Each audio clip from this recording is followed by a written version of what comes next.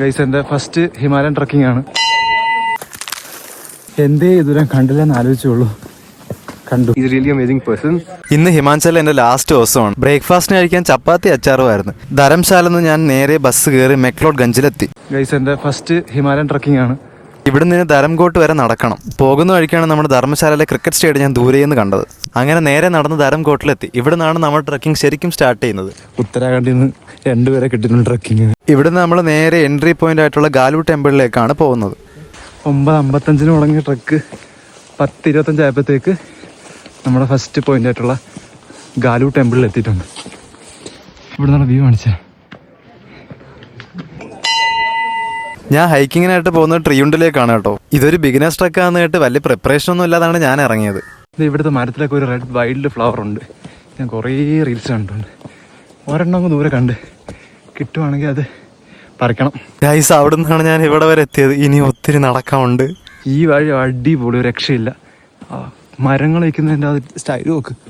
നടന്നു മടുത്തു, ഇനി അല്പം ഓടി നോക്കാം. ഗൈസ്, ഞാൻ നേരത്തെ പറഞ്ഞ സാധനം സ്പോട്ട് ചെയ്തിട്ടുണ്ട്. ഇനിയൊരു 4 കിലോമീറ്റർ ഉണ്ട്. എന്തേ ഇതുവരെ കണ്ടില്ലെന്ന് ആലോചിച്ചോളൂ.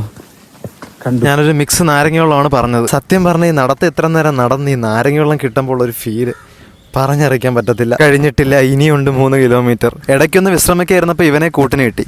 ട്രിയുണ്ട് ലക്ഷ്യം വെച്ചുള്ള നടത്ത് ഇതുകൊണ്ടൊന്നും അവസാനിക്കുന്നേ ഇല്ല. ഇനിയുണ്ട് 1.5 കിലോമീറ്റർ. ഇടയ്ക്ക് ഞങ്ങളൊന്ന് ചായ കുടിക്കാൻ കയറി. അങ്ങനെ നടന്ന് അവസാനം മഞ്ഞു നടക്കുന്ന ഒരു സ്ഥലം കണ്ടപ്പോൾ ഞാൻ അവിടെ പോയി കിടന്ന്. അങ്ങനെ 4 മണിക്കൂറത്തെ ഹൈക്കിങ്ങിന് ശേഷം നമ്മൾ ഡെസ്റ്റിനേഷൻ എത്തി.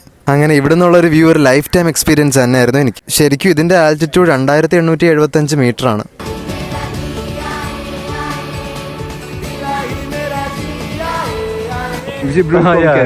He's really amazing person.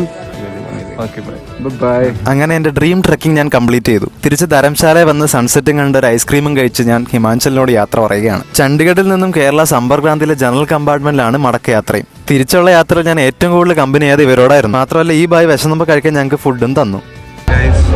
ഒരമ്മ പെറ്റ മക്കളെ പോലെയുള്ള 2 പേരെ ഞാൻ കാണിച്ചത്.